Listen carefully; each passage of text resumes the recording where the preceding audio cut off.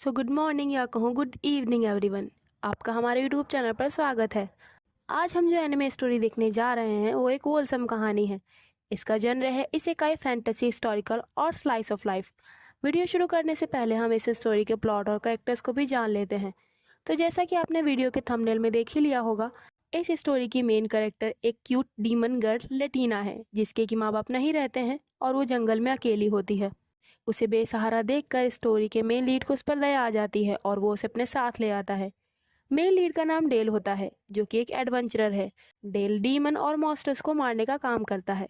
इसके अलावा और कैरेक्टर्स में एक कपल हैं जिनके साथ डेल प्रेजेंट में रह रहा है। सो आगे के कैरेक्टर्स को हम स्टोरी के बीच में ही जान लेंगे। तो अब ये स्टोरी शुरू करते हैं। So let's begin. स्टोरी की शुरुआत में एक भयानक जंगल में हमारा एमसी डेल डीमंस और मॉन्स्टर्स को खत्म कर रहा होता है। इस मारकाट में उसके कपड़े गंदे हो जाते हैं। वो वाटर मैजिक का यूज करके अपने कपड़ों को साफ कर लेता है। इस काम में रात हो गई होती है। वो सुकून से बैठकर अपने लिए मछलियां भून रहा होता है। तभी पीछे की झाड़ियों में से कुछ आहट होती है। डेल अपनी तलवार निकाल लेता है, पर वहां पर एक छोटी सी बच्ची खड़ी होती है। ये बच्ची ही इस स्टोरी की मेन फीमेल लीड है। डेल उसके सर पर दो सींगों को देखकर समझ जाता है कि ये लड़की डीमन परिवार से है। डेल उन भुनी हुई मछलियों में से एक को अपने हाथ में ले लेता है। वो डीमन गर्ल उस मछली को घूरने लगती है। डेल पूछता है, क्या तुम्हें भूख लगी है? इस पर वो लड़की कुछ कहती है, पर डेल को उसकी डीमन लैंग्वेज ज्यादा समझ नहीं आती। वो डेल के करीब आ जाती है। डेल उसे खाने के लिए वो मछली दे देता है। वो लड़की उसे खाने लगती है। डेल सोचता है, मैंने डीमन ट्राइब के अपराधियों के बारे में सुना है, जिनकी सींगें टूटी हुई होती हैं और उन्हें अपने ट्राइब से भगा दिया जाता है। पर ये बच्ची यहाँ अकेली क्यों है? वो उसकी डीमन भाषा में उससे उसके लोगों के बारे में पूछने की कोशिश करता है। वो लड़की बताती है, रागू ने मुझसे कहा था तुम करीब मत आना, क्योंकि वहां जंगली राक्षस इकट्ठा हो जाएंगे, तो ये खतरनाक होगा। वो डेल का हाथ पकड़कर उसे जंगल के बीच एक जगह पर लेकर आती है। वो इशारा करके कहती है, रागू वहां है। डेल उसकी थोड़ी थोड़ी भाषा समझ रहा होता है। वो उस लड़की की बताई गई जगह पर जाता है। वो देखता है वहां पर सिर्फ एक मेल मॉन्स्टर की हड्डियां पड़ी होती हैं। उसे देखकर डेल सोचता है, क्या ये इस बच्ची का पिता था? बच्ची डेल से कहती है, राघु ने कहा था कि यहाँ से चली जाओ और यहाँ आसपास मत ठहरना। डेल समझ जाता है कि इस बच्ची के पिता का कहना था कि वो उसके शरीर के आसपास ना रहे, क्योंकि जल्द ही यहाँ जंगली मॉन्स्टर्स आने वाले हैं। डेल फ्रस्ट्रेटेड होकर सोचता है, ऐसा कुछ देखने के बाद अब मैं इस बच्ची को यहाँ अकेले नहीं छोड़ सकता। वो अर्थ मैजिक का यूज करके उस डीमन गर्ल के पिता को एक गड्ढा बनाकर वहीं दफना देता है और वहां पर उसकी एक कब्र बना देता है। डीमन गर्ल इस सब के लिए डेल को शुक्रिया कहती है। डेल उसे बताता है, मेरा नाम डेल है, तुम्हारा नाम क्या है? डीमन गर्ल बताती है, मेरा नाम लटीना है। कुछ देर सोचने के बाद डेल उसे अपने साथ ले जाने का डिसाइड करता है। वो लटीना को गोद में उठा लेता है। उसके साथ जाने की बात से लटीना के चेहरे पर चमक आ जाती है। वो उसे गोद में लेकर एक पहाड़ पर आ जाता है, जहाँ से नीचे पूरा शहर दिख रहा होता है। डेल बोलता है, ये क्राउ शहर है। इसका उत्तरी भाग नोबल डिस्ट्रिक्ट है और दक्षिणी हिस्से में आम लोग रहते हैं। मैं भी उन्हीं आम लोगों में से एक हूँ। डेल लेटीना के साथ शहर के एंट्रेंस पर आ जाता है। वहाँ पर उससे एक गार्ड लेटीना के बारे में पूछता है। डेल उसे बताता है, लगता है इस बच्ची के पिता गुजर गए हैं, इसीलिए मैं इसकी रक्षा कर रहा हूँ। वो गार्ड कहता है, ये तो डीमन ट्राइब से है, पर अगर ये तुम्हारी बात है तो सब ठीक ही होगा, तुम जा सकते हो डेल। अब डेल लटीना के साथ शहर के अंदर आ जाता है। लटीना इस शहर में आकर काफी खुश हो जाती है। डेल उसको अपने शहर के बारे में बताता है, पर लटीना को उसकी कोई भी बात समझ नहीं आती है। वो दोनों एक घर के दरवाजे के सामने पहुंच जाते हैं। डेल सोचता है, मेन गेट से जाना सही नहीं होगा। तो यहाँ पर स्टोरी के दो कैरेक्टर्स इंट्रोड्यूस किए जाते हैं। लड़की का नाम रीटा और उसके हस्बैंड का नाम किनीथ होता है। दोनों मिलकर एडवेंचर्स के लिए कैफे चलाते हैं। वो दोनों ही कस्टमर्स को खाना सर्व कर रहे होते हैं। डेल उनके घर में पीछे के दरवाजे से एंटर करता है। वो किनीत से बाथ यूज करने की परमिशन लेकर बाथरूम में आ जाता है। किनीत उसे एक बच्ची के साथ देखकर थोड़ा सरप्राइज हो जाता है। अब बाथरूम में आने के बाद वहां के बड़े से टब में पानी भरकर डेल लटीना को नहलाने लगता है। लटीना इससे एम्बैरस हो जाती है। तभी बाथरूम में रीटा आती है। वो सरप्राइज होकर डेल से पूछती है, एक इलीगल बच्चा? डेल कहता है, मैं अभी 18 साल का हुआ हूँ, भला ये मेरा बच्चा कैसे हो सकता है? मुझे ये लड़की जंगल में मिली है, लगता है इसके डीमन फादर की मौत हो गई है। रीटा लटीना को अपने बचपन के कपड़े पहना देती है। डेल लटीना को रीटा से इंट्रोड्यूस करवाता है। वो लटीना को अपना नाम बताती है। रीटा डेल से पूछती है, अब तुम इस बच्चे के बारे में क्या करने वाले हो? डेल रीटा से कहता है, फिलहाल तो हमें इसका बैकग्राउंड चेक करना होगा।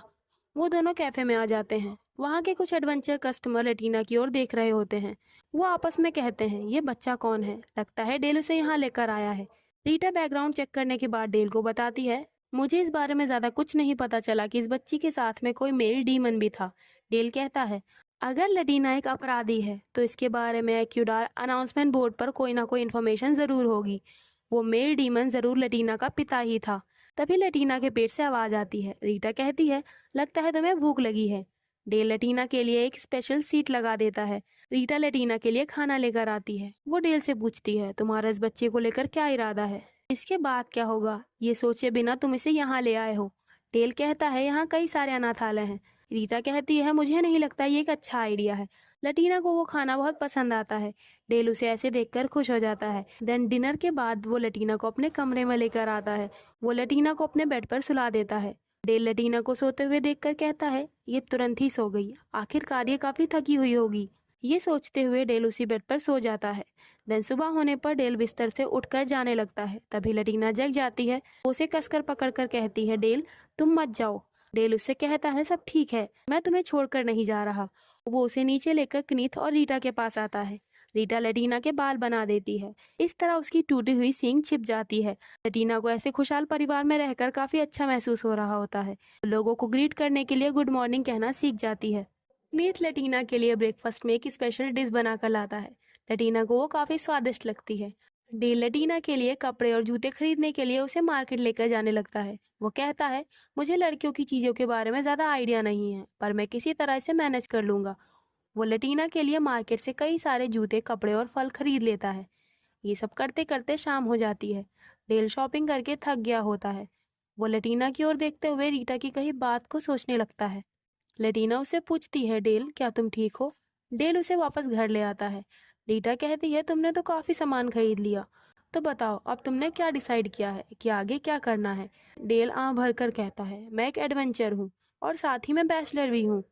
मुझे काफी दिनों के लिए घर से बाहर जाना पड़ेगा। रीटा कहती है, कोई बात नहीं, उस वक्त लटीना का हमारे साथ रहना अच्छा रहेगा। आखिरकार ये तुम्हारा फैसला है। डेल कहता है, सच कहूँ तो मेरे पास कॉन्फिडेंस नहीं है। मुझे केवल फाइट करना आता है। मैं उसे खुश रख पाऊंगा भी या नहीं, मैं ये नहीं जानता। तभी लटीना नींद से जग जाती है। वो दौड़कर डेल के पास आती है। वो उससे पूछती है, डेल क्या तुम ठीक हो? डेल कहता है, हाँ मैं ठीक हूँ और अब सब कुछ ठीक होगा। डेल डिसाइड करता है कि वो लटीना को अपने साथ रखकर उसकी देखभाल करेगा। वो सोच में पड़ जाता है क्योंकि उसे अपनी क्लाइंट को रिपोर्ट देने जाना होता है, पर वो लटीना को भी अकेले छोड़कर जाना नहीं चाह रहा होता है। रीटा डेल से कहती है कि वो उसके जाने पर लटीना का ध्यान रख लेगी। उसी वक्त लटीना डेल को पुकारने लगती है। डेल उसे गोद में लेकर नीचे आता है। डेल बोलता है कि वो लटीना को अपने साथ ले जाएगा, पर रीटा के काफी समझाने के बाद वो उनके पास लटीना को छोड़ने को तैयार हो जाता है। डेल जाते समय लटीना को वादा करता है कि वो जल्दी आने की कोशिश करेगा। उसके जाने पर रीटा लटीना से कहती है, तुम चिंता ना करो, वो जल्द ही वापस आ जाएगा। रीटा और कनीत के कैफे में कस्टमर्स आने लगते हैं।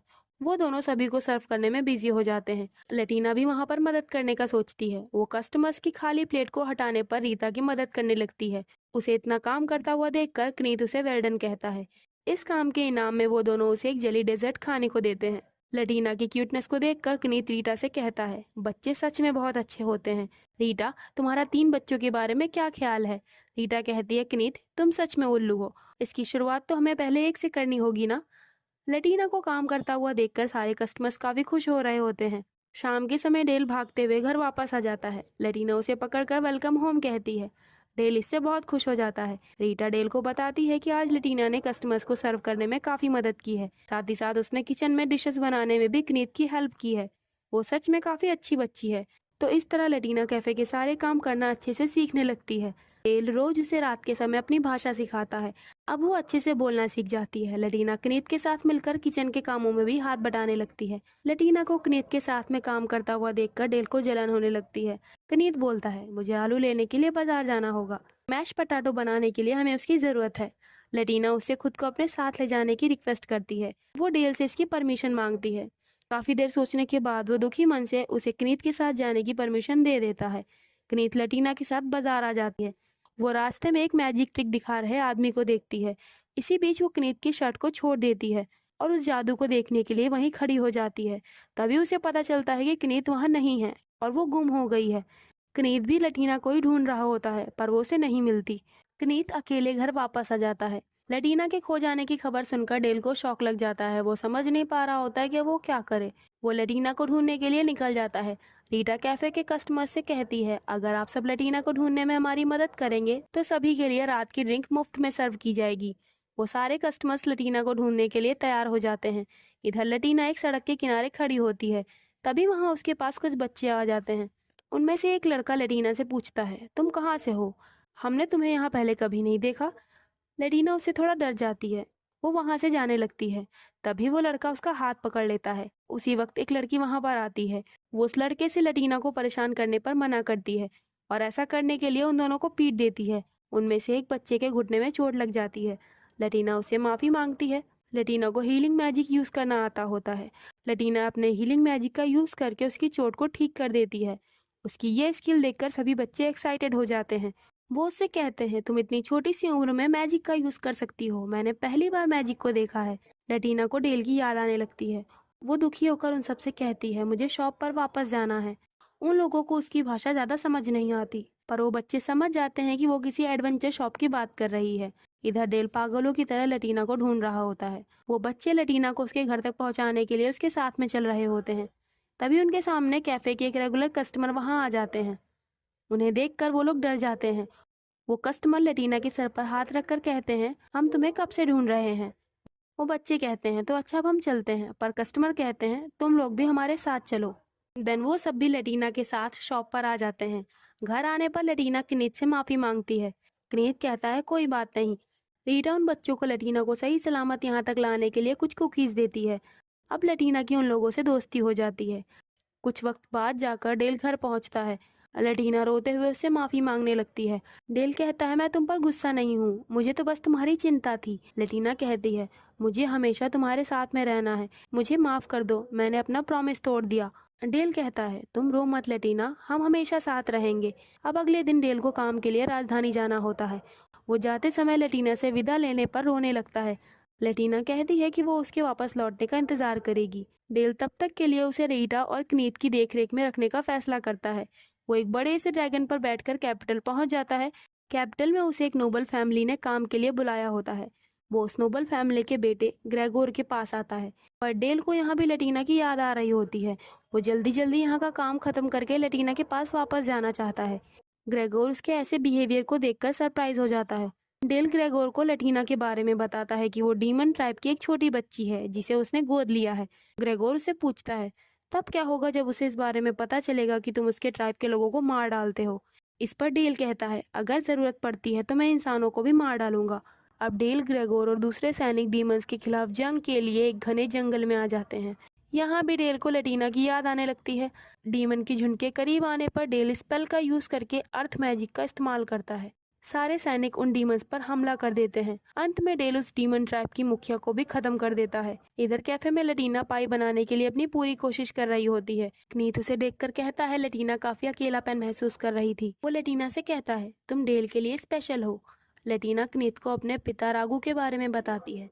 वो कहती है, रागू मेरी वजह से मर गया तो मुझे लगता है शायद मैं एक बुरी इंसान हूँ। हो सकता है डेल मुझसे नफरत करना शुरू कर दे। लटीना को इनकरेज करने के लिए कनीत उसे डेल के लिए डिश बनाने की प्रैक्टिस करने को कहता है।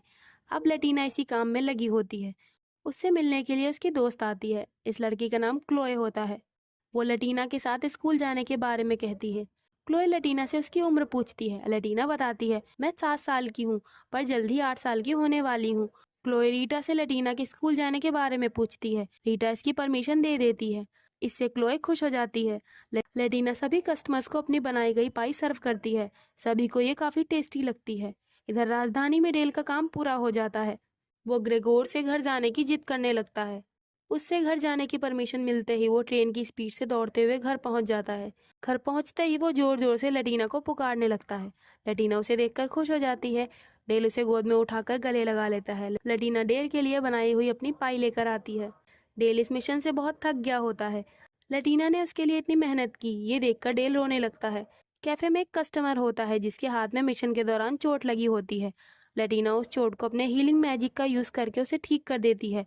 ये देखकर डेल को उसके बारे में एक नई चीज पता चलती है। दिन रात के समय डेल लटीना को बताता है कि कैसे इंसान डीमन भाषा का यूज करके मैजिक का इस्तेमाल करते हैं। वो उसे मैजिक के नए नए मंत्र के बारे में सिखाता है। अब लटीना स्कूल जा रही होती है। डेल उसे विदा देते हुए बहुत इमोशनल हो जाता है, पर आखिर में वो किसी तरह खुद को समझा लेता है। लटीना क्लोए के साथ स्कूल में आ जाती है। स्कूल में वो बाकी दोस्तों से मिलती है। इस लाल बालों वाले लड़के का नाम रूडी होता है। उनकी क्लास की एक लड़की लटीना को अपनी सींगें दिखाने को कहती है। इस लड़की का नाम सेल्विया होता है। सेल्विया की इस बात से क्लोइस पर नाराज हो जाती है। अब क्लास में उनकी टीचर आती हैं। उस टीचर को देखकर लटीना को कुछ अजीब सा फील होता है। लंच के समय लटीना सबसे पीछे दौड़ रही होती है। रूडी उसका हाथ पकड़ लेता है।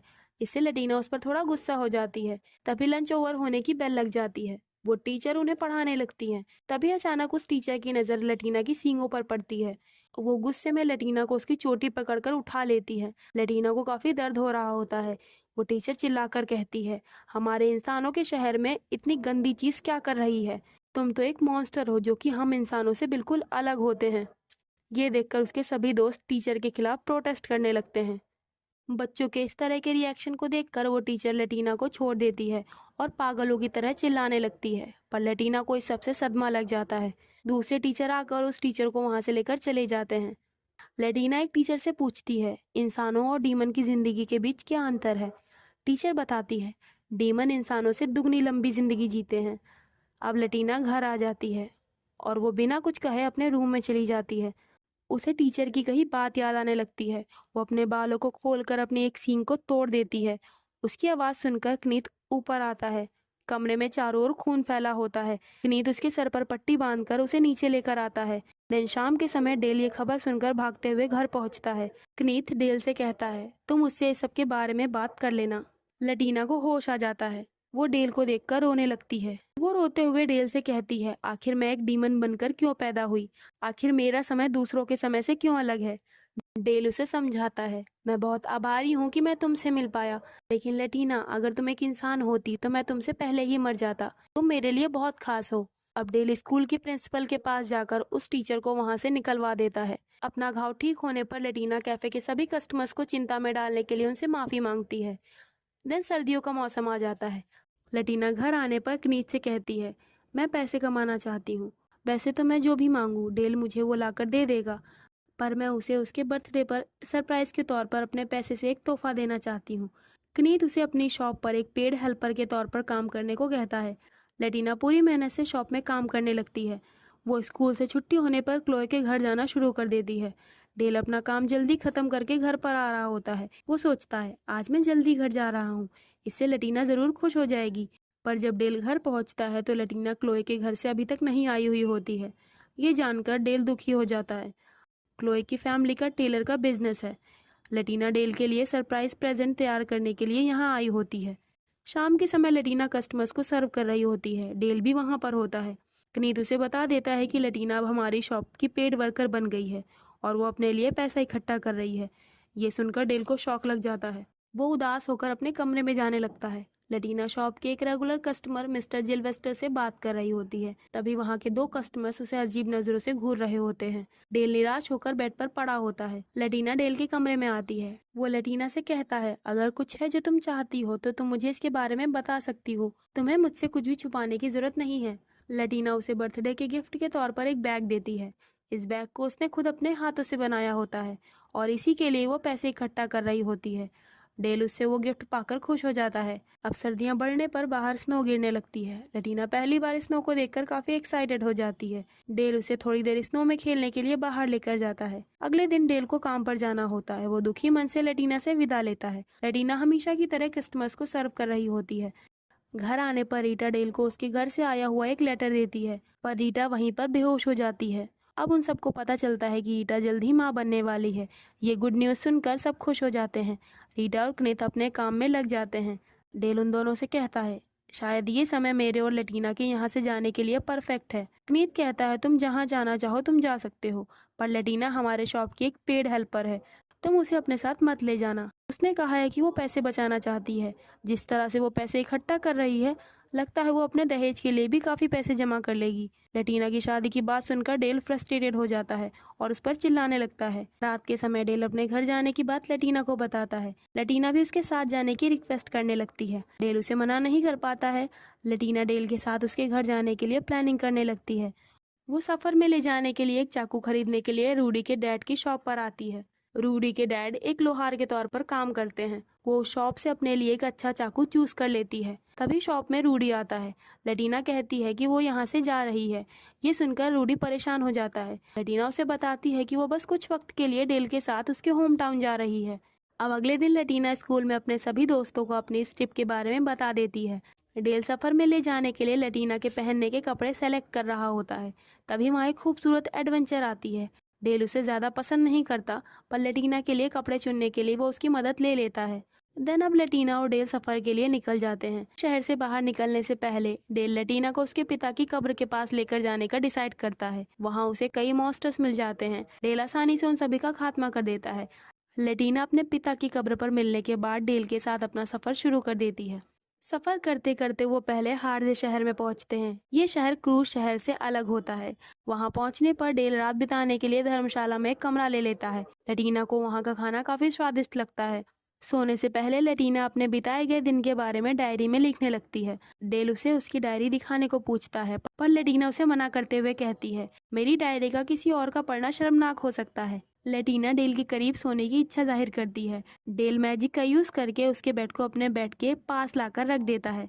वो दोनों आराम से सो जाते हैं। सफर के अगले दिन वो दोनों समुद्र के किनारे बसे पोर्ट शहर में पहुंचते हैं। चमकते हुए समंदर को देखकर लटीना एक्साइटेड हो जाती है। डेल इस शहर में आने पर होटल का एक रूम ले लेता है। अब वो दोनों शहर को एक्सप्लोर करने के लिए निकलते हैं। लटीना कहीं खो ना जाए, इसीलिए डेल उसका हाथ पकड़ लेता है। शाम के समय वो एक बड़े से रेस्टोरेंट में डिनर करने के लिए जाते हैं। लटीना वहाँ की कई बेहतरीन डिशेस को मजे से खाने लगती है। उस रेस्टोरेंट में एक लड़की म्यूजिक परफॉर्मेंस दे रही होती है। लटीना उसे देखकर डेल से कहती है, लगता है ये लड़की डीमन ट्राइब से है। उसके पास सेम मेरे जैसा ये कड़ा है। रागू ने मुझसे इस ब्रेसलेट का अच्छे से ध्यान रखने को कहा था। आखिर उस ब्रेसलेट का क्या महत्व है? डेल एक वेटर को बुलाकर उस म्यूजिशियन लड़की से मिलने का परमिशन ले लेता है। अब रूम में आने पर लटीना अपने दोस्तों के लिए लेटर लिखने लगती है। देन वो दोनों उसी म्यूजिशियन डीमन गर्ल से मिलने के लिए कैफे में जाते हैं। लटीना अपने बालों को खोलकर उस लड़की को बताती है, मैं भी डीमन ट्राइब से हूँ, पर क्योंकि मैं अभी एक बच्ची हूँ, इसीलिए ऐसी कई चीज़ें हैं जिनके बारे में मुझे नहीं मालूम है। डेल उस लड़की को बताता है, लटीना मुझे एक जंगल में मिली थी और उसके पास भी ठीक तुम्हारे जैसा ही एक ब्रेसलेट है। वो डीमन लड़की बताती है, मेरे होम टाउन में ये कड़ा एक बच्चे को उसके पेरेंट्स की ओर से दिया जाता है। मेरा नाम ग्लोरस है। मैं अपनी जर्नी के दौरान अपने ह्यूमन हस्बैंड से मिली थी और इसके बाद मैंने यहीं रहने का डिसाइड किया है। मेरा होम टाउन दक्षिण में है, जहाँ पर फर्स्ट डीमन किंग का राज है। हमारे डीमन ट्राइब में शादी के बाद कपल्स एक साथ नहीं रहते। हमारे लिए बच्चे होना काफ़ी मुश्किल होता है। वहाँ पर एक बच्चे के जन्म को बड़ा भाग्य माना जाता है। इसीलिए उस बच्चे का पिता इस कड़े पर उसका नाम लिखवाता है और उस बच्चे को इसे दे देता है। वो दोनों डीमन ट्राइब के डीमन किंग्स के बारे में बातचीत करते हैं। काफ़ी देर बात करने के बाद वो लड़की कहती है, मेरा काम पर जाने का समय हो गया है।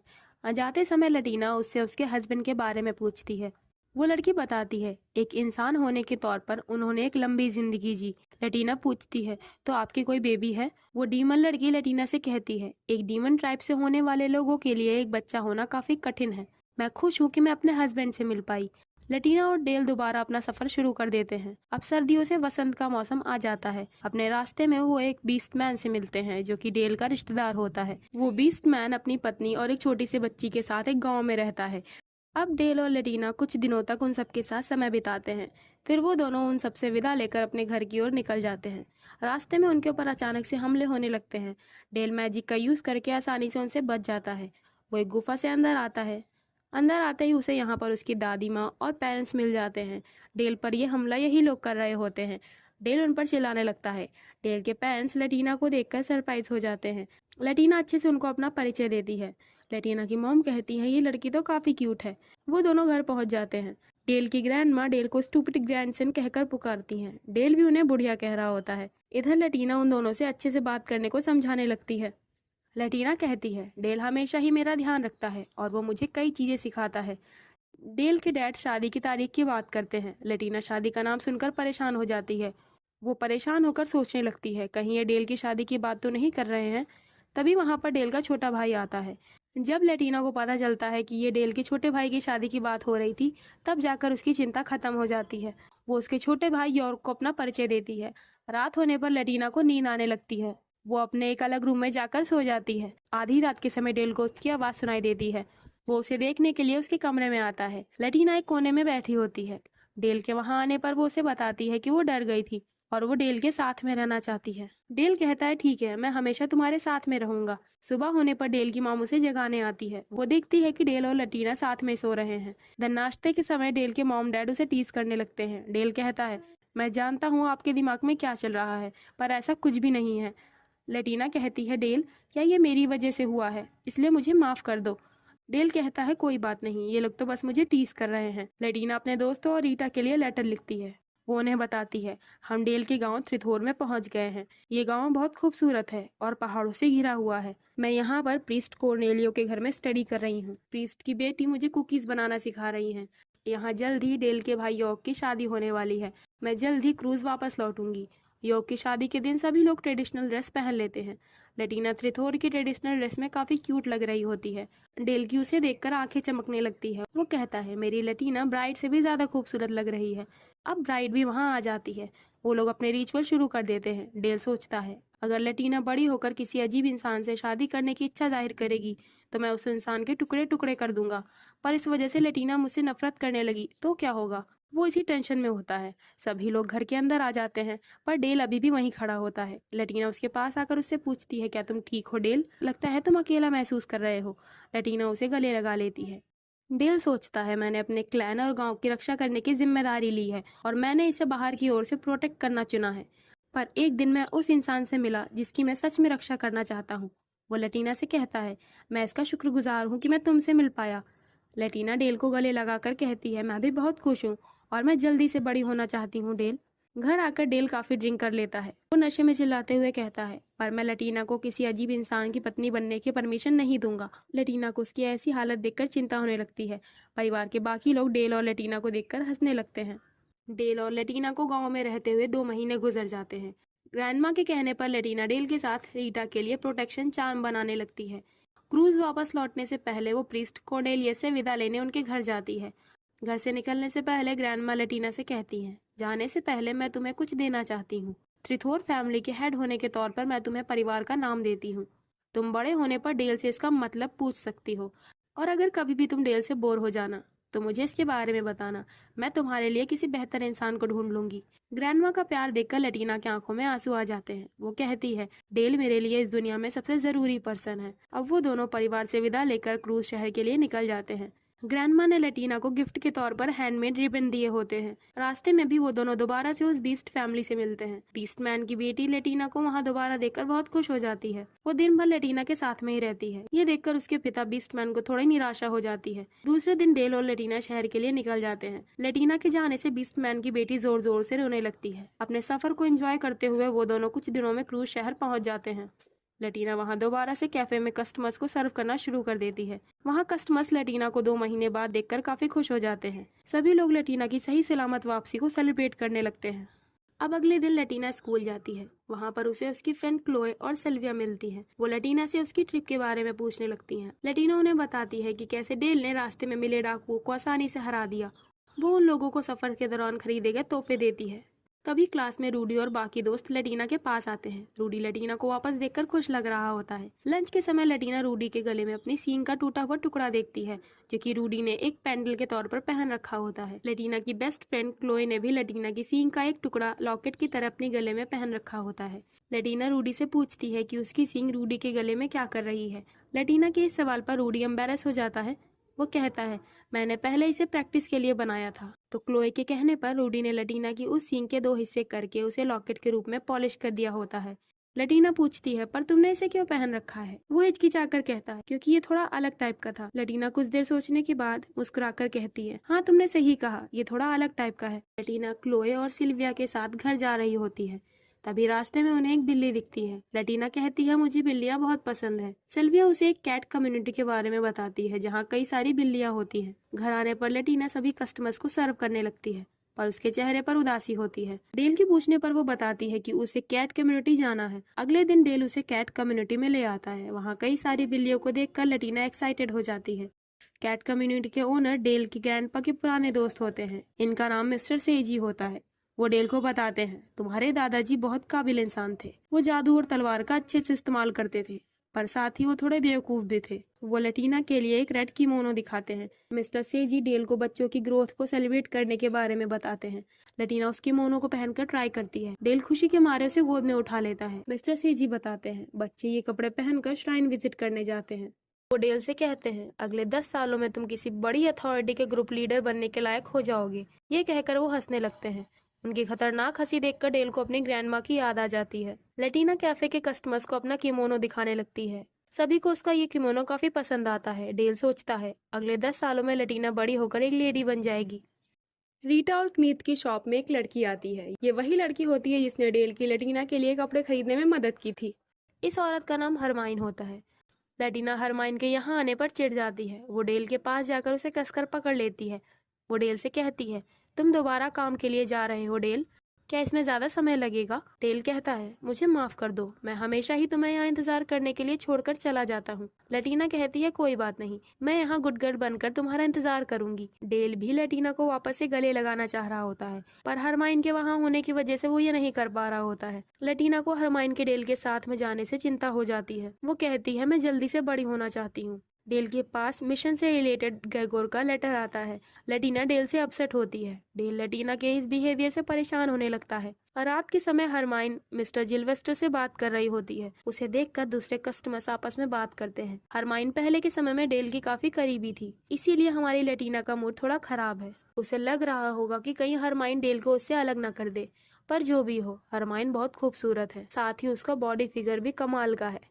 हरमाइन लटीना को छोटी बच्ची कहकर पुकारती है। लटीना उसकी इस बात से चिढ़ जाती है। अगले दिन स्कूल आने पर लटीना अपने दोस्तों को हरमाइन के बारे में बताती है। सल्विया बताती है वो तो यहाँ की काफी पॉपुलर मेज है। लटीना कहती है वो हमेशा ही मुझे छोटी बच्ची कहकर बुलाती है। घर में काम करते समय वो क्नीत से कहती है मैं ऐसा क्या करूँ जिससे मेरा बॉडी फिगर अच्छा हो जाए। क्नीत कहता है तुम इसके बारे में रीटा से क्यों नहीं पूछती। लटीना कहती है पर रीटा का फिगर भी वैसा नहीं है, हो सकता है बड़े होने पर मेरा फिगर भी अच्छा ना हो, क्योंकि मेरी माँ का भी एक साधारण सा शरीर था। उसे बहलाने के लिए क्नीत उसे ज्यादा दूध पीने की सलाह देता है। दिन शाम के समय डेल उदास बैठा होता है। वो सोचता है जब से हरमाइन यहाँ आई है लटीना के चेहरे से स्माइल गायब सी हो गई है। तभी हरमाइन उसके पास आकर बैठती है। डेल उससे पूछता है तुम किसी अच्छे आदमी को चुनकर उसके साथ सेटल क्यों नहीं हो जाती। हरमाइन कहती है अपने चाहने वाले इंसान को छोड़कर जाना और उनके बारे में सोचते हुए महीनों गुजार देना, ये बहुत बुरा है। मैं अभी तक किसी के साथ सेटल नहीं हुई, क्योंकि हमारी फीलिंग्स जितनी गहरी होगी एक दूसरे से दूर जाना उतना ही ज्यादा दर्दनाक होगा। ये बात सुनकर डेल को लटीना की याद आने लगती है। देन अगले दिन स्कूल की छुट्टी के समय लटीना, क्लोए और सिल्विया एक साथ में होते हैं। सिल्विया कहती है हमारे स्कूल के 2 साल जल्द ही खत्म होने वाले हैं, हमारे ग्रेजुएशन का वक्त भी आने वाला है। क्लोए कहती है ग्रेजुएशन के बाद मैं टेलर के काम में अपनी माँ की मदद करूंगी। सिल्विया बताती है यहाँ से निकलने पर मैंने प्रिस्ट बनने के लिए एक्वाडार श्राइन जाना डिसाइड किया है। लटीना कहती है अब मुझे चलना चाहिए, डेल काम के सिलसिले में आज राजधानी जाने वाला है। घर जाते समय लटीना को रास्ते में रूडी मिल जाता है। लटीना उससे पूछती है कि वो आगे क्या करना चाहता है। रूडी धीरे से कहता है मैं मिलिट्री में जाऊंगा, क्योंकि इस शहर में मिलिट्री के पास ये पावर होती है कि वह एडवेंचरस के बराबर खड़े हो सके। लटीना उसकी ये बात समझ नहीं पाती है। रूडी उसे बताता है ग्रेजुएशन के बाद मैं मिलिट्री ट्रेनिंग के लिए जाऊंगा। वो लटीना से पूछता है तुम ग्रेजुएशन के बाद क्या करोगी, पर लटीना के पास इसका कोई जवाब नहीं होता है। अब रात के समय लटीना डेल से पूछती है तुम वापस कब आओगे। डेल कहता है 1 या फिर 2 महीने के बाद। वो लटीना को गले लगा लेता है। लटीना कहती है कोई बात नहीं, मैं तुम्हारा इंतजार करूंगी। देन अब मिशन पर जाने से पहले डेल लटीना को उसके पिता की कब्र पर लेकर आता है। डेल सोचता है मैं जानता हूँ मेरी जिंदगी लटीना से पहले खत्म हो जाएगी, पर तब तक मैं ये वादा करता हूँ कि मैं लटीना की रक्षा करूंगा। लटीना से विदा लेते समय डेल जोर जोर से रोने लगता है। डेल उदास होकर सोचता है अगर यहाँ हरमाइन ना होती तो मैं लटीना को 3 बार और गले लगा पाता। डेल वहां से चला जाता है। उसके जाने के बाद रीटा एक सुंदर से बच्चे को जन्म देती है। इसी के साथ इस ब्यूटीफुल स्टोरी की भी यहाँ पर हैप्पी एंडिंग हो जाती है।